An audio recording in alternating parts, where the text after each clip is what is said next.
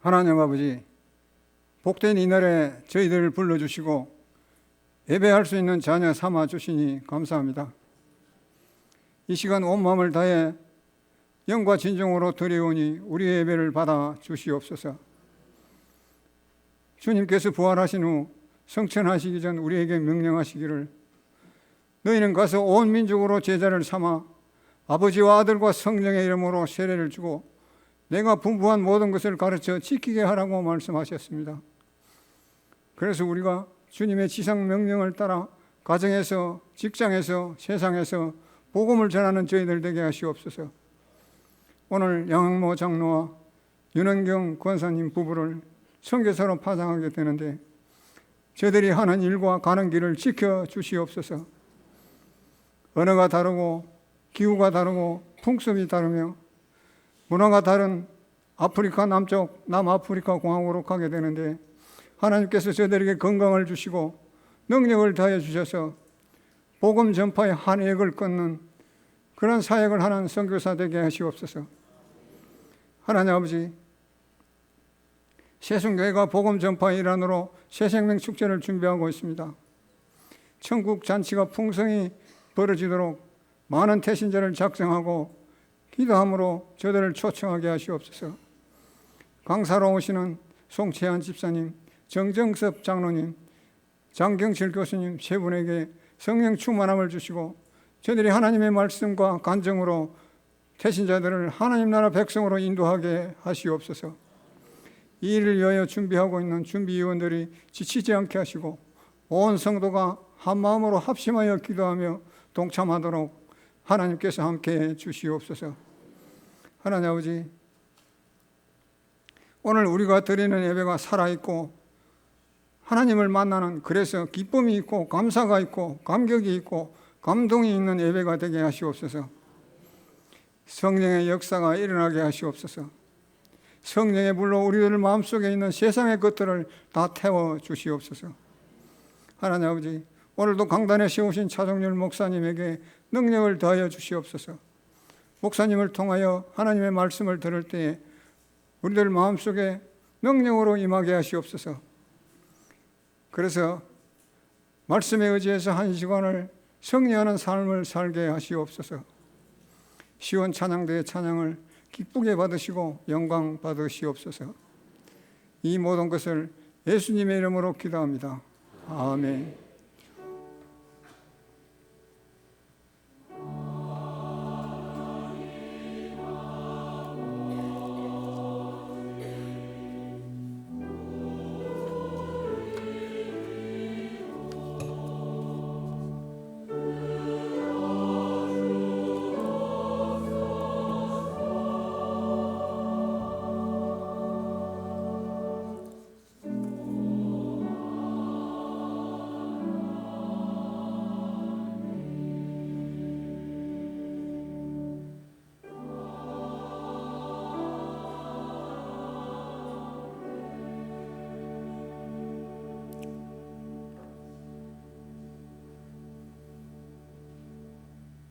봉헌하겠습니다.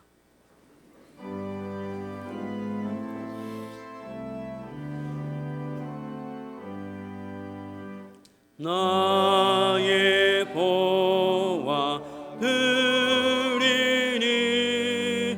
주여 받아 주셔서 하늘나라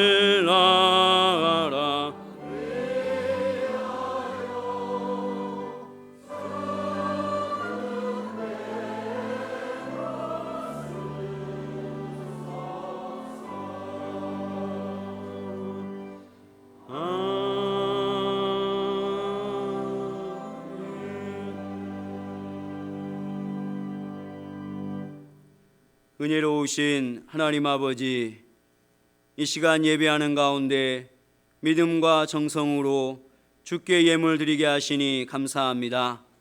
하나님께서 받으신 줄 믿습니다. 하나님의 영광 가운데 사용하여 주옵시고 우리와 함께 하심으로 하나님 때문에 승리자의 삶을 살 수 있도록 도와주시옵소서. 감사드리며 예수님의 이름으로 기도드리옵나이다. 아멘.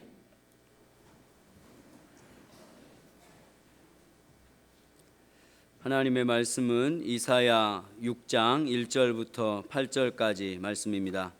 구약 성경 974쪽에 있습니다.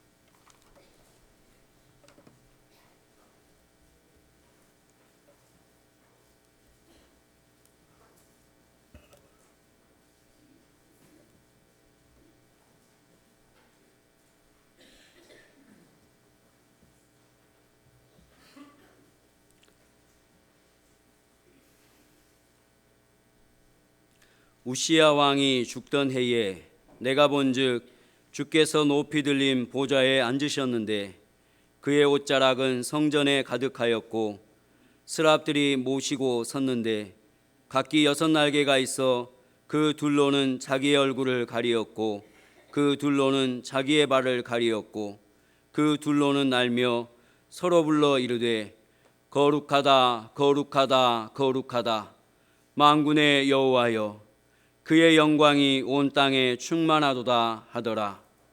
이같이 화답하는 자의 소리로 말미암아 문지방의 터가 요동하며 성전의 연기가 충만한지라.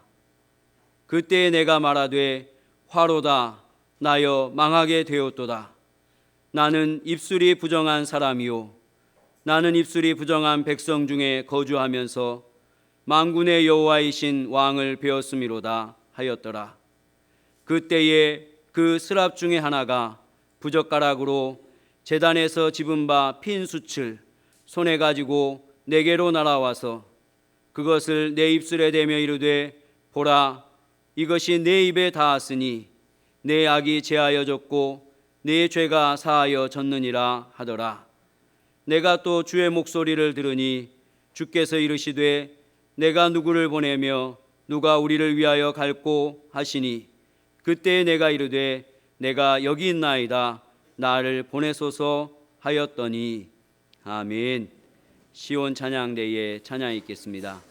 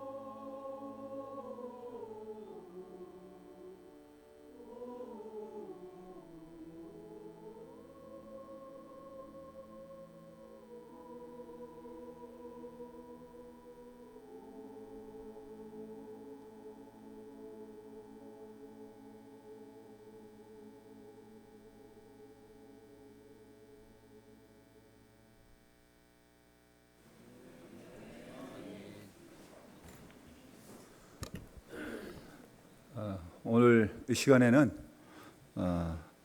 좋은 소식하고 또 그렇지 않는 소식 두 가지 소식이 있습니다. 먼저 어떤 소식을 듣기를 원하세요? 좀 아니 좋은 거는 아껴야 되고요. 우리 황숙한 집사께서 지금 응급실에 입원을 했습니다. 그래서 혼수 상태에 있는데 여러분 특별히 기도를 부탁을 드립니다. 황숙한 집사님 여러분 기도해 주시기를 바라고요. 좋은 소식은 양형모 장로님 부부 윤은경 권사께서 아프리카로 선교사로 가게 되는데 우리 교회에서 오늘 시간에 여러분한테 인사하면서 파송을 하려고 합니다. 우리 두 분 앞으로 나오세요. 네.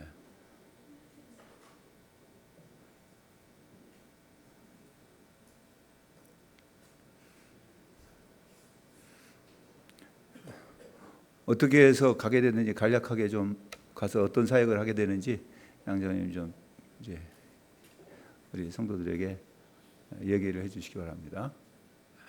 앞에 마이크 나오게 있어요. 네, 올려서 얘기하세요.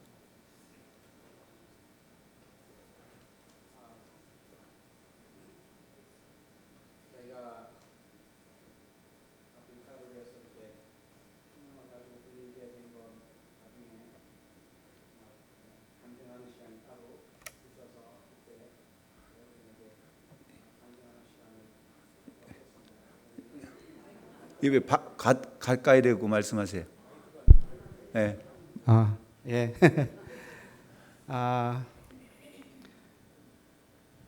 하여튼 너무 이야기가 길어지는데 나중에 간증하는 시간을 따로 갖도록 하겠습니다. 감사합니다. 많이 기도해 주시기 바랍니다. 네. 앞에 계십시오. 네. 여기 계시고. 네. 네, 거기 서시고. 앞에 보고 계시고.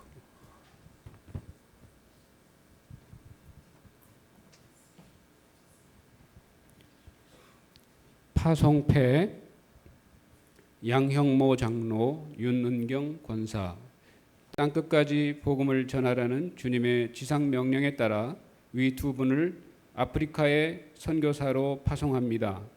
선교지에서 사역하시는 동안 하나님이 늘 함께 하시며 지켜주시기를 바랍니다. 내가 이 반석 위에 내 교회를 세우리니 음부의 권세가 이기지 못하리라. 마태복음 16장 18절. 2012년 9월 16일 대한예수교 장로회 새순교회 담임 목사 차종률 선교위원장 우진영.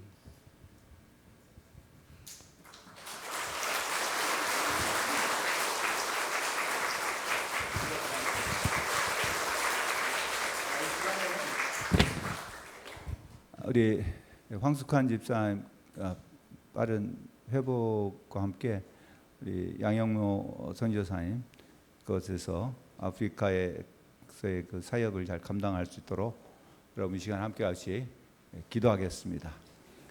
다 같이 통성으로 기도하겠습니다.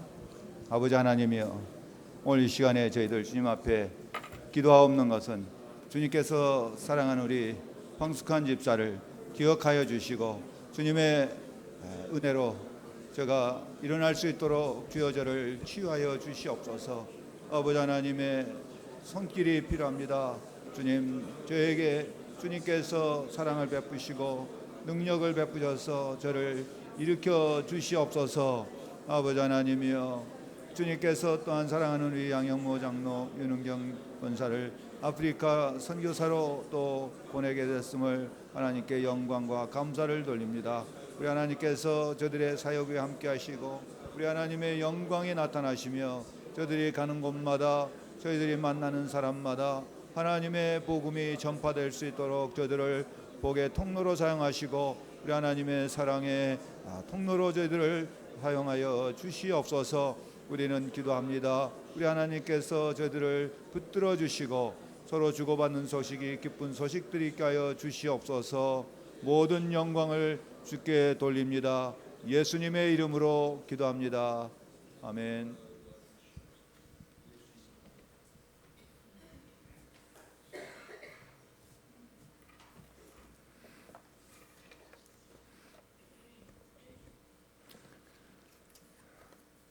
이 시간은 제가 말씀을 전하는 시간이죠.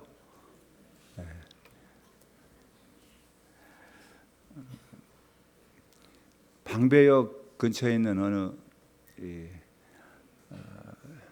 햄버거 가게에 앉아 있는데 외국인으로 보이는 몇 사람들이 와가지고서 이야기를 하는데 뭐 뱅배동 뭐 했었고 뭐 베잉배동 했었고 막 그랬어요. 그래서 이게 어디를 뭐 찾는가 해가지고서 했다가 제가 가만히 있어도 되는데 이제 거들었어요. 뭐 도와줄 거 있냐고 그랬더니 자기들이 있는 데가 어디냐고 물어봐요. 그래서 맥도날드라고 그랬어요.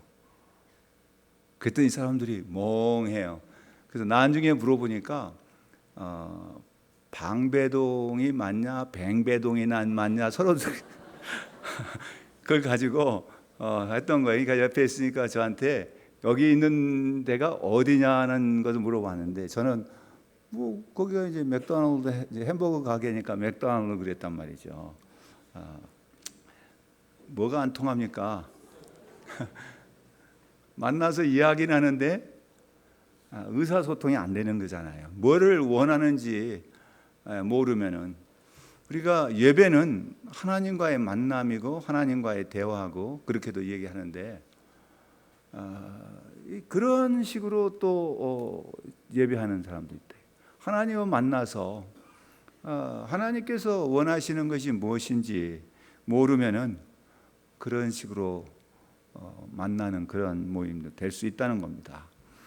오늘 이 말씀을 통해서 우리는 예배자가 누릴 수 있는 복과 또 예배자에게 주시는 사명이 무엇인가를 오늘 읽은 말씀을 통해서 같이 은혜를 받고자 합니다.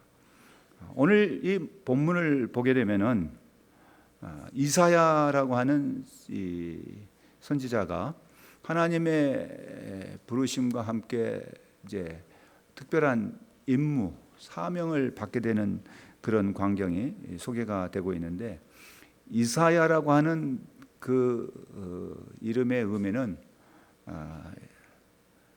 여호와는 나의 구원이시다라는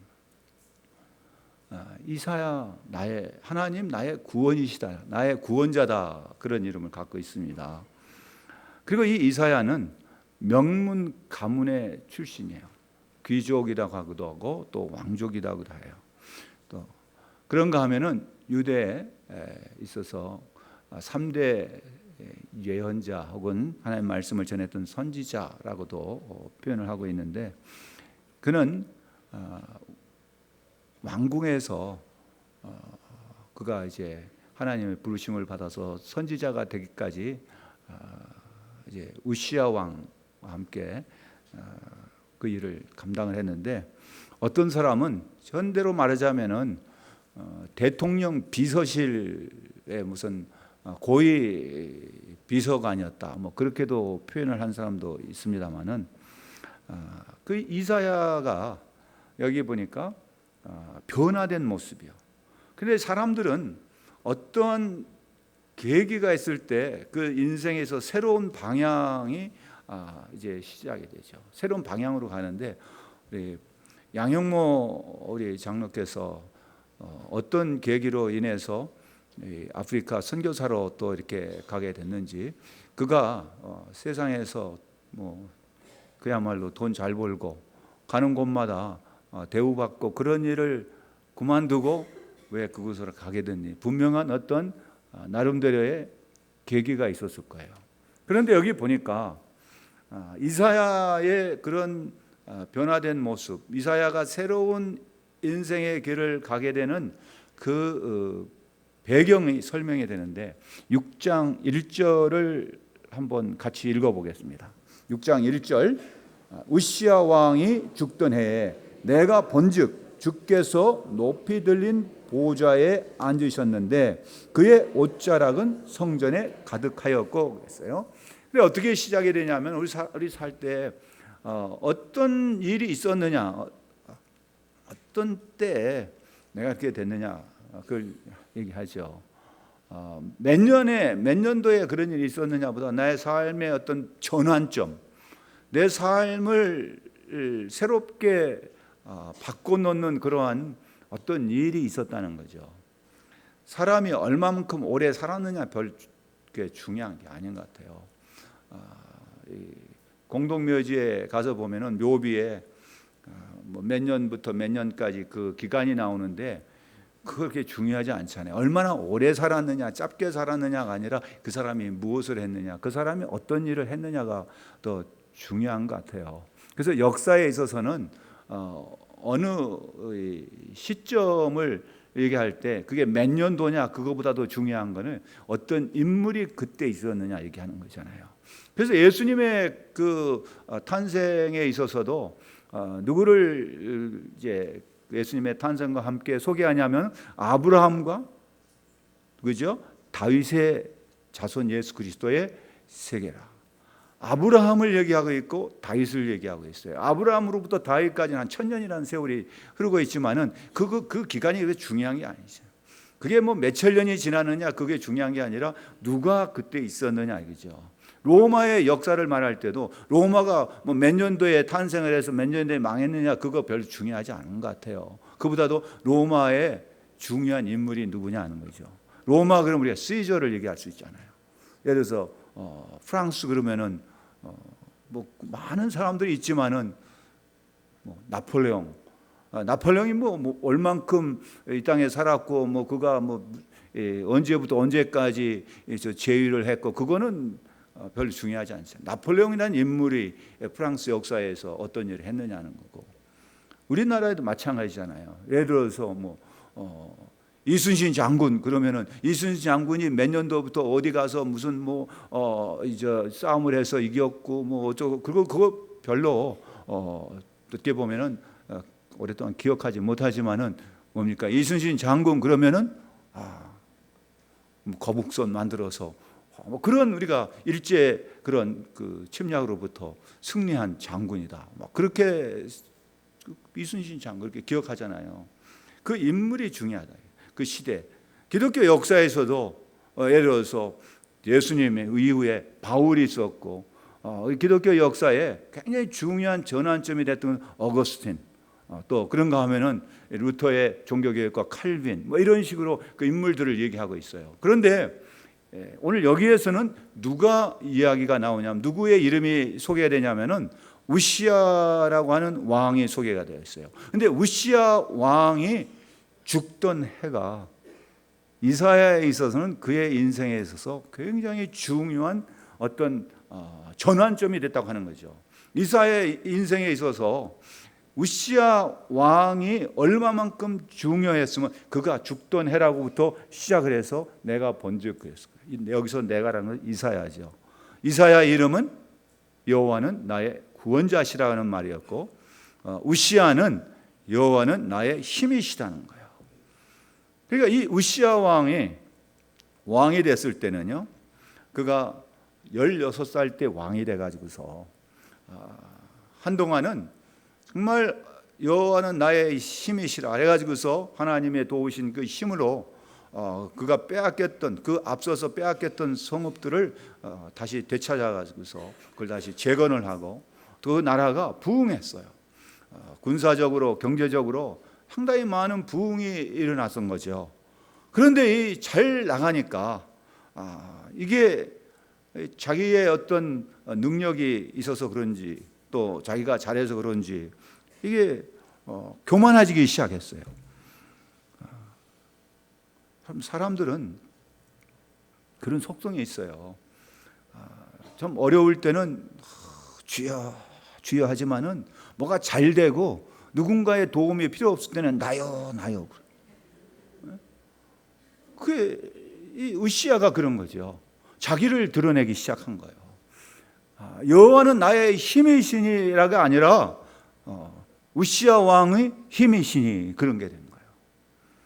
그래서 이 교만해지기 시작합니다. 그때부터 우시야 왕이 교만해지는 거 그 뭐냐? 하나님을 배반하게 된 거죠. 하나님의 영광을 드러내지 않는 거죠.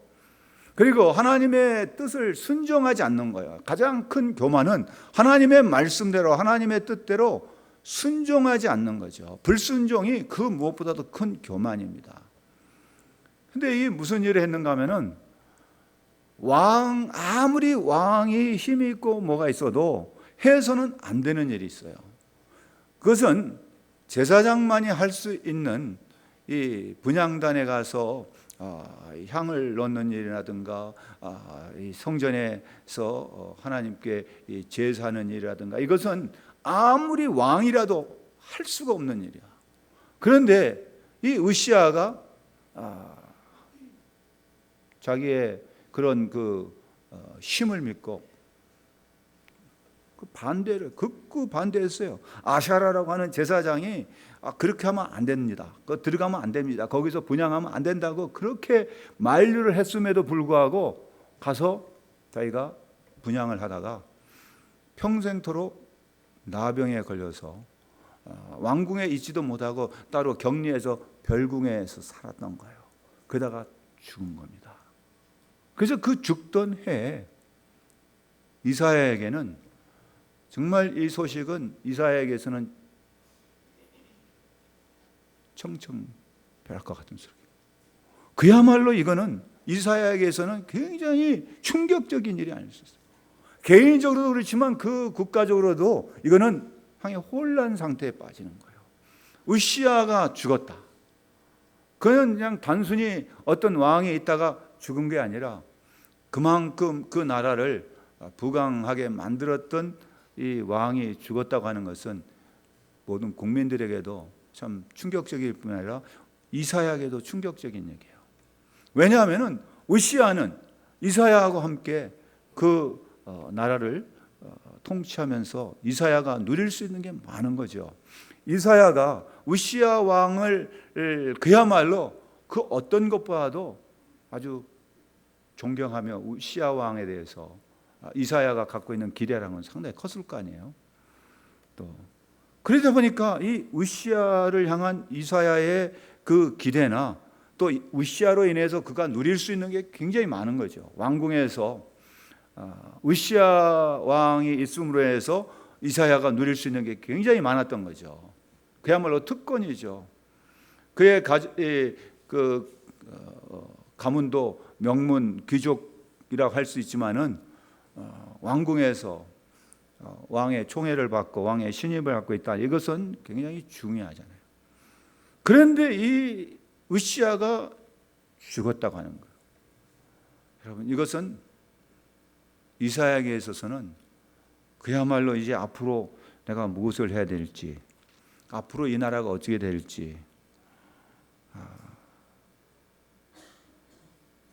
그야말로 이사야의 모든 것이 무너져 버리는 순간이에요. 이사야가 그동안에 가지고 있었던 모든 것이 그냥 하루아침에 무너져 버린 그러한 모습이 바로 우시야 왕이 죽던 해에 있었던 일이에요. 이 표현이라는 것은 그냥 한 사람이 죽었다가 아니라 이것이 하나님께서 이사야를 들어서 사용하시는 그런 계기가 됐다는 것을 보여주고 있습니다. 네. 그때 이제 이 이사야가 하나님의 성전을 찾아온 거예요. 그런데 하나님께서 그에게 환상을 보여주셨어요. 그 보여주는데 뭘 봤냐? 이게 본 것이 나와요. 이사야가 본 것이 이게 나오는데, 그렇죠? 뭘 봤냐면 첫 번째는니까 주께서 높이 들린 보좌에 앉으셨다 그랬어요. 주님께서 하나님께서 높은 보좌에 앉아 계신 모습을 먼저 본 거예요. 여러분, 이것은 무엇을 의미할까 한번 생각해 보세요. 지금까지 이사야가 보았던 가장 높은 보좌, 그야말로 가장 힘이 있고 이 세상을 움직일 수 있는 그 힘의 원천이 누구라고 생각했을까요? 이사야는 누구를 보고 지금까지 지나왔다고요? 우시야 왕을 보고. 근데 그 우시야 왕이 죽어버렸어요. 근데 하나님께서는 그 우시야 왕이 죽던 해에 이사야에게 뭘 보여주냐면 우시야 왕이 높은 그런 권력에 앉아 있을 만한 사람이 못된 걸 보여주는 거예요. 그보다 더 높고 높은, 그야말로 이사야가 봐야 할, 이사야가 찾아야 할, 이사야가 만나야 할 가장 높은 곳에 계신 하나님의 영광스러운 모습을 본 거예요. 여러분, 이 예배는 우리가 하나님과의 만남이라 그랬습니다. 이 예배는 하나님과의 대화라 그랬어요. 여러분, 이 예배를 통해서 이사야가 보았던 정말 높고 높은 하나님의 보좌에 앉으신 그 영광이 여러분들에게도 임하시기를 주님의 이름으로 축원합니다. 오늘 찬양처럼 저 높은 곳을 향하여 우리의 마음이, 우리의 모든 것이 향하여 가는 이 예배가 되어야 할 줄로 믿습니다. 여러분, 하나님이 거기 계셨어요. 이것은 뭘 말해주는가 하면요, 이사야에게 우시야가 높은 보좌에 앉아있는 것을 보는 한 그의 눈에는 그보다 더 높은 곳에 계신 하나님의 영광을 볼 수가 없는 거예요. 우시야가 살아있는 한 하나님의 살아계심을 이사야는 찾지 않는다는 거예요. 여러분, 우시야가 있는 한 그에게 하나님의 도움이 필요치 않는 거예요. 우시야가 살아있는 한 이사야는 아쉬울 것이 없어요. 그때 하나님께서 우시야를 죽게 하신 거예요. 왜? 하나님은 이사야가 필요하니까. 우시야가 필요한 것이 아니라 이사야가 필요하니까. 이사야를 사용해야 되니까. 하나님께서 필요한 사람을 사용하실 때는요, 하나님은 우리가 상상할 수 없는 일을 하시는 겁니다. 그렇기 때문에 우리가 하나님의 하시는 일을 우리가 이해할 수가 없는 거예요. 하나님이 왜 이러시는가 이해할 수가 없는 겁니다. 이사야가 성전에 왔을 때는 그야말로 그 마음이 외롭고 허무하고, 어떻게 보면은 이제 내가 어떻게 해야 될지 불안하고 걱정되고, 이제는 내가 무엇을 해야 되고 내가 어떻게 살아야 될까, 온갖 그러한 근심 걱정을 다 가지고 왔을 거예요. 오늘 이 시간에 이 자리에 모인 우리 성도들 가운데서도 이사야와 같은 심정으로 와 있는 분들도 있을 겁니다. 베드로전서 5장 7절에서 뭐라 했어요? 너희의 모든 염려를 주께 다 맡겨버리라 그랬습니다. 사랑하는 성도들이여, 우리의 염려를 주께 다 맡기시기 위해서는 우리가 무엇을 봐야 되냐면 하나님의 높은 보좌에 앉으신 그 영광을 우리가 마음속으로 사모하면서 볼 수 있기를 주님의 이름으로 축원합니다. 은혜를 받는다 그러죠. 근데 은혜가 우리에게 임하려면, 이사야에게 임했던 그 은혜가 이 시간 우리에게도 임하려고 한다면은 무엇을 해야 될 것인가요? 내 삶 속에 나의 삶을 좌지우지하고 있는 그 우시야가 죽어야 돼요. 우시야가 살아있는 한 하나님의 영광은, 하나님의 은혜는 우리가 별로 찾지 않는다는 거예요. 우시야가 누굴까요? 무엇일까요? 나의 우시야는 무엇일까 한번 생각해 보세요. 하나님을 별로 필요치 않게 만드는 것이 뭐냐? 세상에서는 가장 큰 우시야는 돈이에요. 재물이죠. 돈이 있으면은 뭐 다 해결할 수 있잖아요. 그래서 누군가 그런 얘기했어요. 돈은 천국의 문만 열지 못하지 땅에서는 모든 문을 열 수 있는 열쇠다 그랬어요. 그러니까 그 돈을 그렇게 사모하고 좋아하고, 그러나 또 뭐라 했어요? 돈을 사모함이, 사랑함이 일만하게 뿌리라 그랬습니다. 여러분, 권력, 마약과 같아요. 인기, 어떤 우리가 가지고 있는 지식, 나의 어떤 직장, 내가 그토록 사랑하고 믿고 있는 우리 아들들, 여러분 이런 모든 것들이요 다 나에게는 우시아 왕과 같은 그런 존재예요. 근데 인간의 속성은요, 어떤 작은 것이라도 나에게 우시아가 있으면 하나님을 그렇게 찾지 않아요. 그 우시아가 해결해 주니까 우시아 앞에 있는 이사야는 더 이상 모르는 게 필요치 않는 거죠.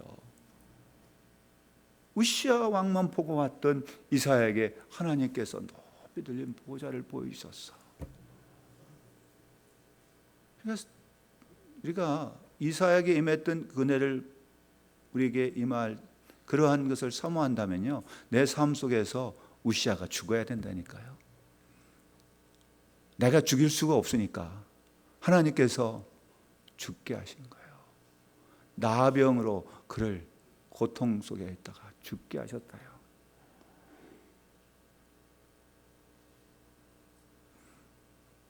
우시아가 무너져서 저 높은 곳에 하나님의 영광을 향하여 가는 우리 성도들의 신앙의 발걸음이 되시기를 주님의 이름으로 축원합니다. 네. 이사야가 본 거는 무엇을 또 봤어요? 그거 보니까 그의 옷자락은 성전에 가득하였고 그랬어요. 여러분이 옷자락이 성전에 가득했다. 왜 이런 말씀이 나왔을까?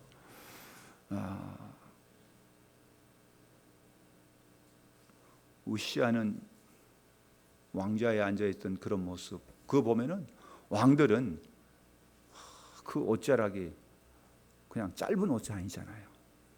왕의 옷들은 그야말로 얼마나 참 아름다운 그런 모습을 하고 있습니까? 그런데 하나님의 그 보좌의 모습은 그 옷자락이 그곳에 가득했다고요. 그것은 하나님의 영광의 모습을 상징하기도 하죠. 그 옷은 바로 하나님의 영광의 상징이기도 합니다. 그런데 이 하나님의 영광이 그 전에 가득했다고 하는 거예요. 충만했다고 하는 거예요. 오늘 이 시간에 이곳이 하나님의 영광으로 충만하기를 간절히 바랍니다. 하나님의 영광이 임하는 이 예배가 되기를 간절히 소망합시다. 가득했어요. 여러분, 옷자락 가득 덮는 거 아니에요? 제가 서너 살쯤 됐을 때 집에서 놀다가 어머니가 이렇게 가시면은 뛰어가가지고서 치마 속으로 쏙 들어가서 엄마를 딱 목하게. 그래 엄마가 딱 동생이 생겨가지고서 숨바꼭질 할 때도 엄마가 앉아 있으면은 그 치마 속에 들어가서 딱 숨어 있어. 그리고 엄마는 내가 숨어 있는 동생들이 못 찾게 딱 덮어주잖아요. 덮어준다는 거예요. 하나님의 영광을 덮어야 돼요. 여러분, 하나님의 영광이 이 예배를 통해서 우리 성도들에게 충만히 임하시기를 간절히 소망합니다. 네 옷자락이 무엇을 말할까? 베드로전서 4장 8절을 보니까 무엇보다 서로 사랑하라 그랬어요. 사랑은 허다한 허물을 덮는다 그랬어요. 하나님 앞에 나올 때는요, 하나님께서는 우리의 죄를 다 끄집어내는 게 아니라 덮어주셔요. 그리고 예수님 앞에 나왔던 마가복음 5장 25절로부터 34절 보면요, 12해를 혈루증으로 앓았던 여인의 이야기가 나오잖아요. 사람들이 많으니까 이 여인이 슬그머니 가가지고 그 예수님의 옷자락을 만졌어요. 그럴 때 예수님께서 뭐라고 얘기했습니까? 5장 33절 4절에서는 예수께서 이르시되 딸아, 내 믿음이 너를 구원하였으니 평안히 가라. 내 병에서 너여 건강할지어다.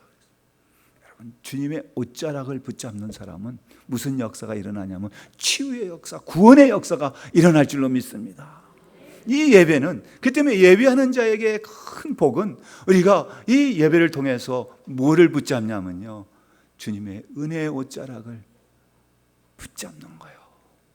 12해를 혈루증으로 앓고 있는 그 여인의 심정으로 이 시간 저와 여러분들이요, 주님의 옷자락을 붙잡는 이곳이 되기를 바랍니다.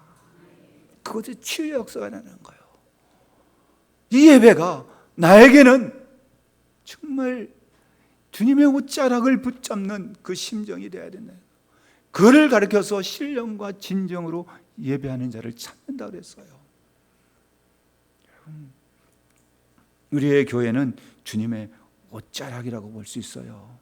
그리고 이 예배는 주님의 은혜의 옷자락, 사랑의 옷자락, 치유의 옷자락으로 덮어주는 시간이에요.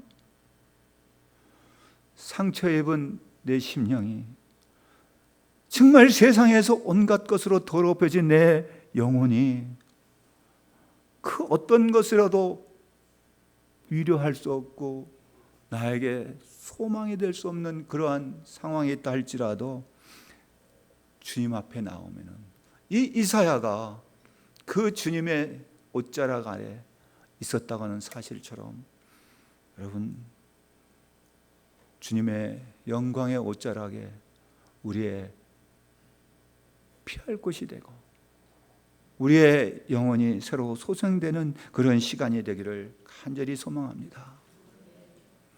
그리고 또한 보았던 것이 뭐냐면요, 여기에 또 2절을 보니까 스랍들이 모여 섰는데, 그러면서 쭉 나오잖아요. 그것은 곧 하늘의 천사들이 하나님을 찬양하는 천상의 예배의 모습을 본 거예요. 여러분, 우리가 봐야 할 것이 뭔가, 우리가 무엇을 사모해야 되는가.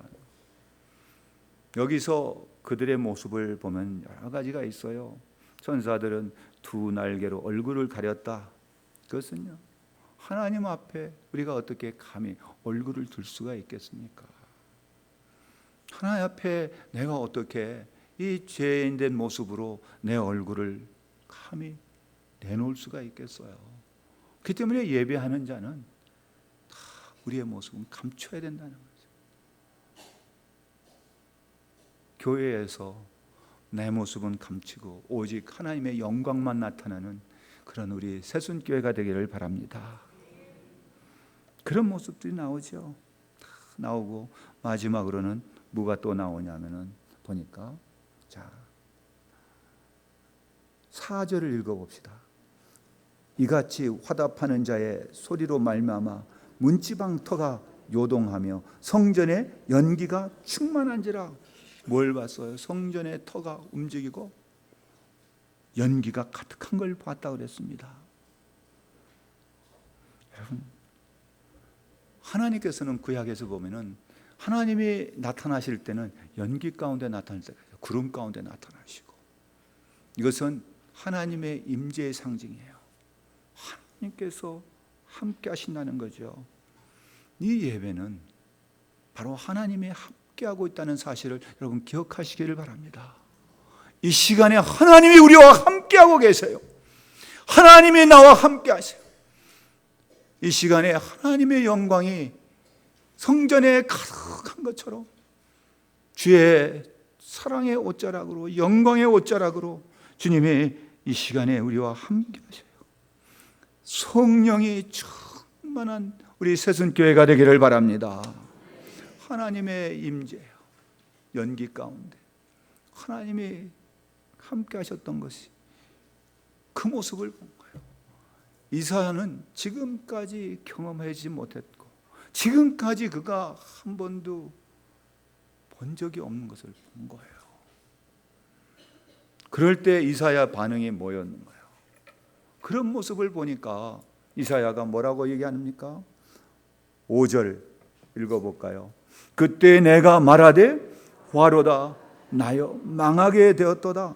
나는 입술이 부정한 사람이요 나는 입술이 부정한 백성 중에 거주하면서 만군의 여호와이신 왕을 배웠음이로다 하였더라.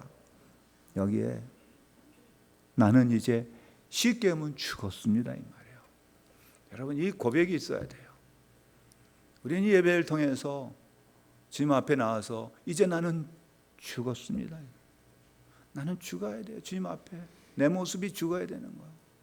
나는 죄로 말미암아 죽을 수밖에 없습니다. 그 때문에 이 예배에서 가장 중요한 요소 중에 하나가 뭐냐면은 내가 누군지를 아는 거예요. 내가 누군지를 알고 예배에 참석하라는 거예요.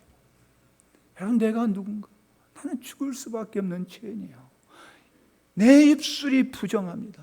하나님을 찬양해야 할 내 입술로 우시야 왕을 찬양했고, 하나님을 찾아야 할 내가 하나님을 찾지 않고 우시야 영광을 드러내지 않았을까요?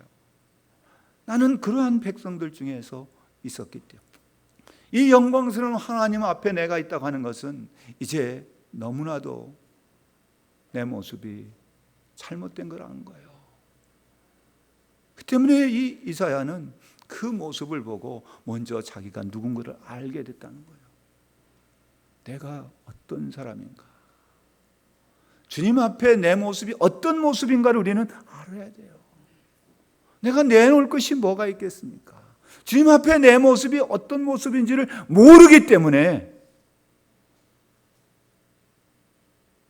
주여가 아니고 나여 그러면 이제는 내가 죽는 모습이 돼야 돼요.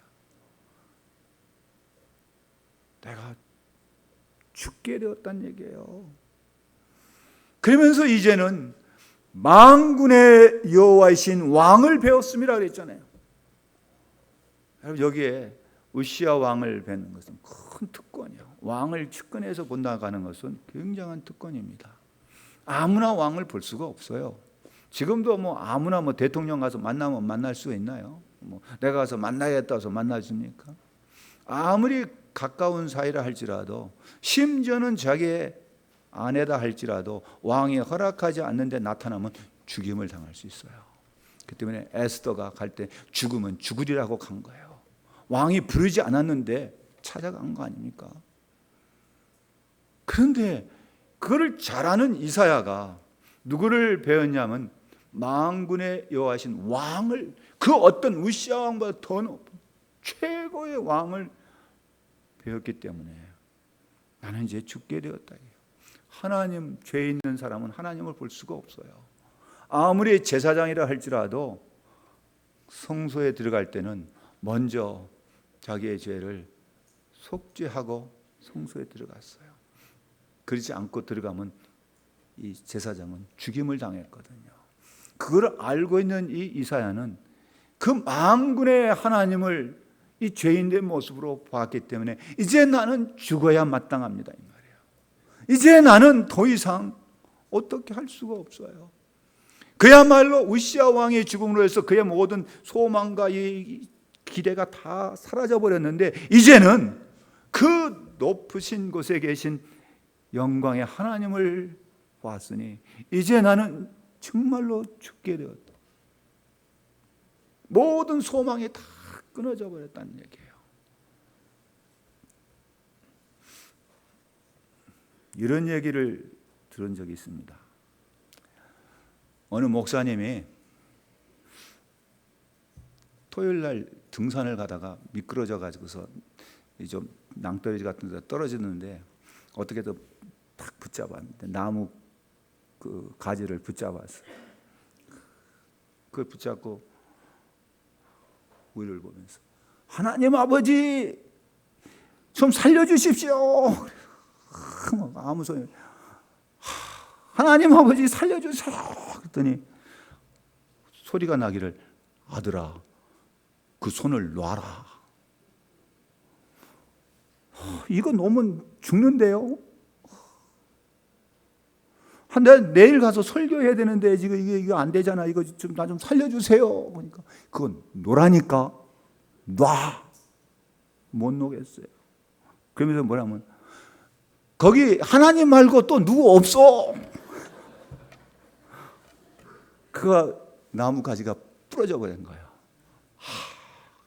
이제 난 죽었구나 하고 보니까 바로 땅바닥에 가까운데 그 놔도 충분히 살 수 있었는데 한 1m 정도밖에 안 되는데 그거 붙잡고 그냥 그런 모습 우리의 모습이에요. 믿으면서 믿습니다 하면서 믿습니다 하면서 놀아 그러면 못 놔요.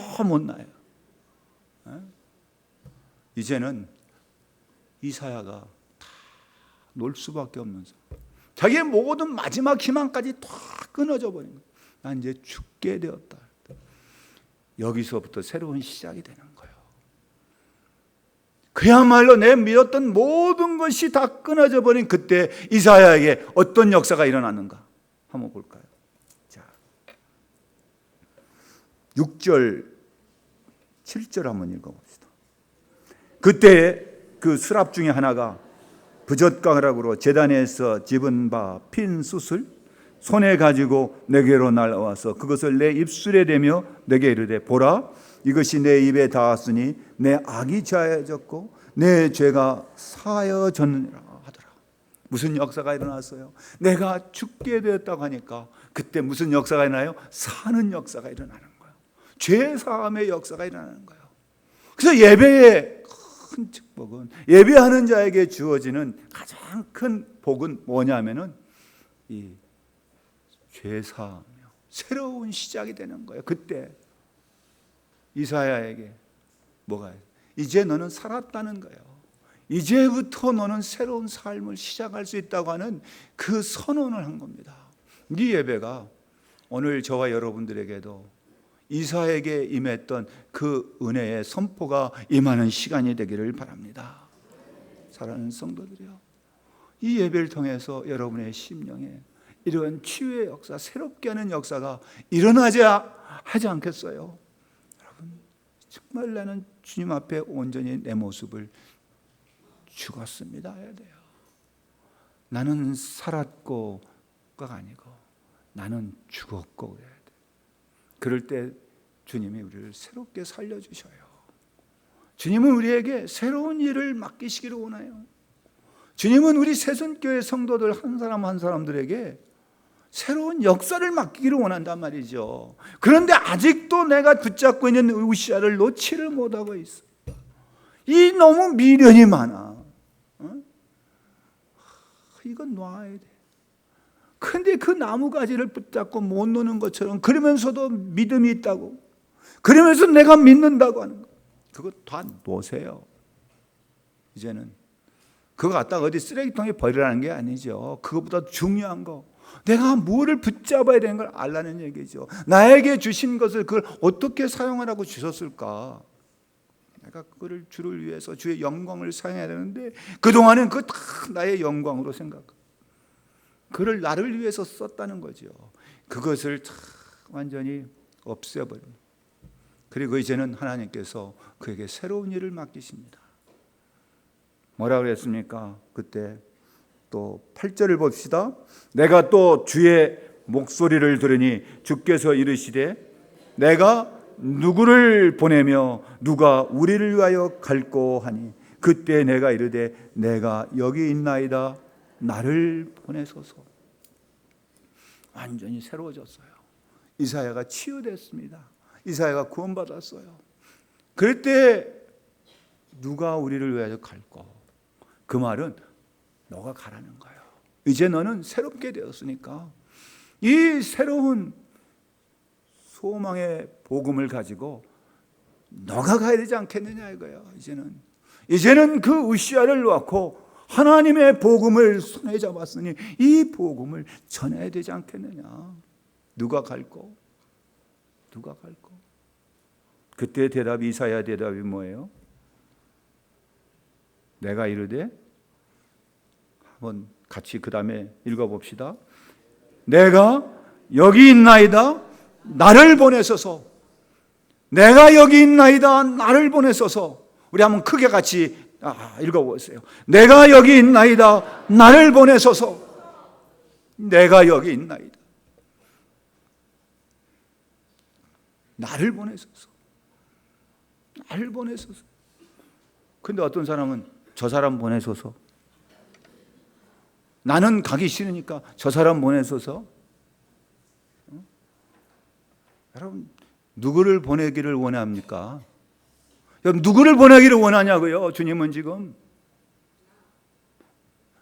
가기 싫은가? 누구를 사용하시기를 원하냐 이 말. 누구를 사용하시기를 원할까요? 여러분, 누구를 사용하기를 원하냐고. 어떤 사람은 나는 뭐 할 줄도 모르고, 나는 나는 뭐 아는 것도 없고, 나는 뭐 가진 것도 없고. 여러분, 이사야가 뭐가 많이 있어서가 아니에요. 지금 이사야는 완전히 망한 사람이에요. 이사야는 이 모습이 나는 망했다 그랬잖아요. 죽게 되었단 말이죠. 이러한 이사야도 하나님이 사용하시는 거예요. 누구를 보낸다고요? 누구를 보내기를 원하셔요? 우리 세전교회 성도들의 대답이 좀 시원찮아요. 다시 한번. 누구를 보내기를 원하세요? 나요, 나. 다른 사람이 아니에요. 나요, 나. 옆에 있는 사람을 가리키면서 누구를 보내기를 원하세요? 옆에 있는 사람 가리키면서 누구를 보내기를 원하시냐고. 옆에 가리키면서 물어봐. 옆에 있는 사람에게. 이 장로님, 누구를 보내기를 원하세요?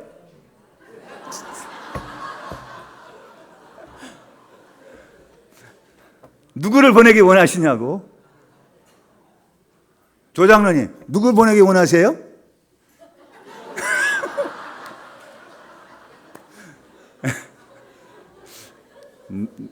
나는 안 가고 너만 가. 여러분, 자, 전부 이제 이렇게 누구를 보내기를 원해요? 나를 보내소서. 나를 보내서 다른 사람이 가든 안 가든, 다른 사람이 어찌 되든 누구를 보내요? 나를 보내서 내가 가겠습니다. 나를. 무슨 준비가 됐느냐, 뭘 가진 것이 있느냐, 그게 아니에요. 여러분, 나를 보내달라는 겁니다. 여러분, 우리 세순교회에서 정말 우리 성도들이 한 사람 한 사람이 어디로 가느냐, 우리의 가정으로, 직장으로, 우리의 일터로, 여러분들의 학교로, 여러분들이 있는 곳으로 가는 거예요. 그곳에서 해야 할 일이 뭡니까? 내가 받은 하나님의 은혜, 나를 새롭게 하신 하나님의 그 치유의 은혜와 사랑을 전해라는 거예요.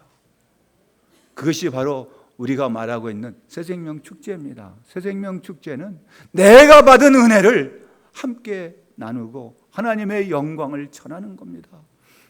여러분, 그것을 나에게 주셨는데 왜 그거를 거부하려고 그럴까?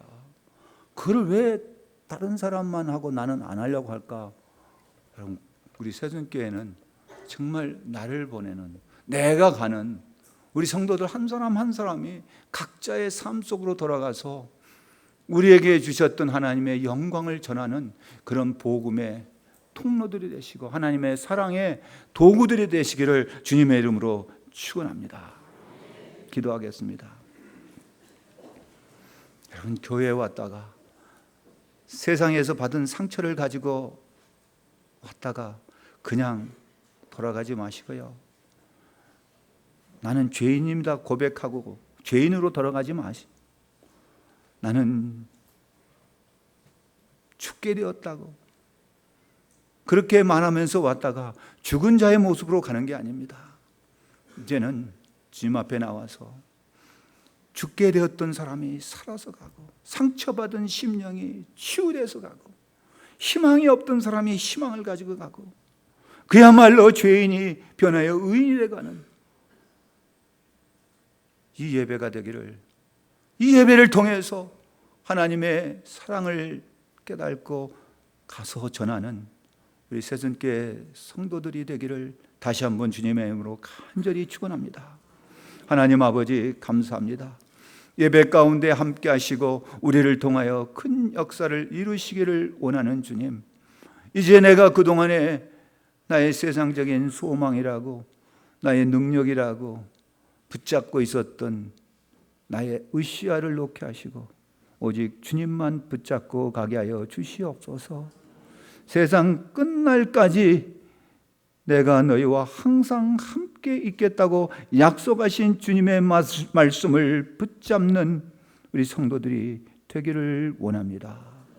주여, 나를 보내주소서. 예수님의 이름으로 기도합니다. 아멘.